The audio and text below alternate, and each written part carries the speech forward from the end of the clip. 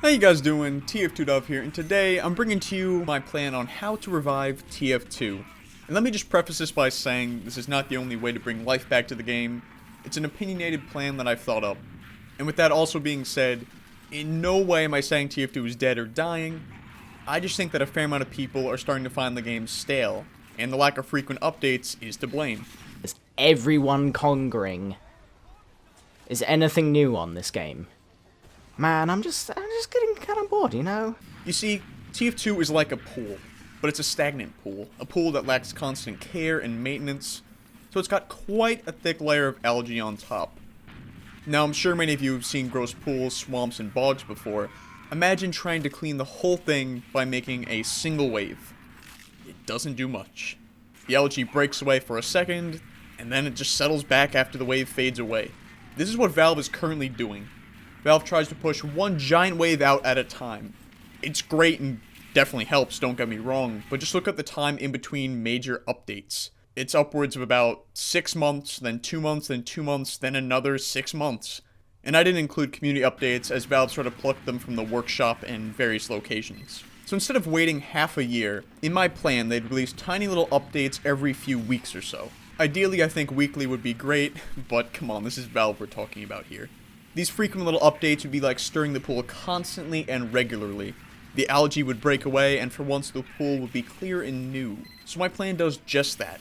And it's pretty simple concept-wise. It starts with a PTR/beta branch, and competitive matchmaking and manpower have shown us that it's definitely possible to have an exclusive testing area with completely different attributes than stock TF2. There used to be a completely different game on Steam that was the TF2 beta, but it was removed in early 2013, so that's also always an option as well. This PTR would be used to test new achievements, weapons, class balances, game modes, map tweaks, maps in general, all before adding them to the main client.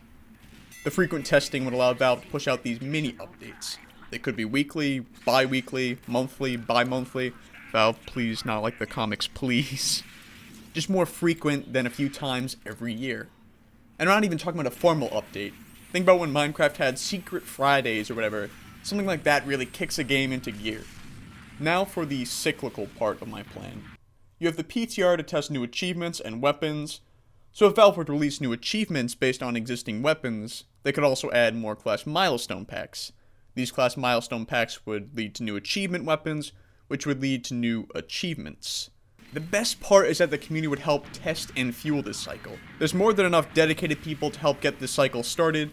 All Valve has to do is give it a little bit of elbow grease. And just like with any plan, there are some obvious problems, but I will address those problems, the possible standstills, and their remedies. So the first main one is pretty apparent. What if the TF2 team doesn't want to or doesn't have time to do this plan?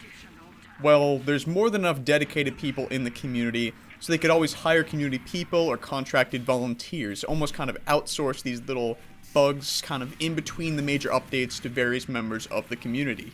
And that would be great. The second standstill I thought up was TF2's performance would go down the drain. So keeping in mind Valve would use other people besides their internal team to work on these tiny little updates, they could be planning on a giant optimization in the background. However, if Valve doesn't want to give the game to the community just yet, they can start with new taunts and achievements only, which would cause no performance issues, because you're not really adding anything new to the game in a sense. Because early on, Valve said they wanted to hand the game over to the community, so I figured this would be the best and most balanced way on how to do it. So if there was anything that I wasn't specific about or that you need me to clarify, by all means ask me in the comments, and also feel free to give suggestions to my plan, tweaks, or completely new ideas to add to it. So as always guys, thank you so much for watching, and I will see you all in a future video. So take care guys.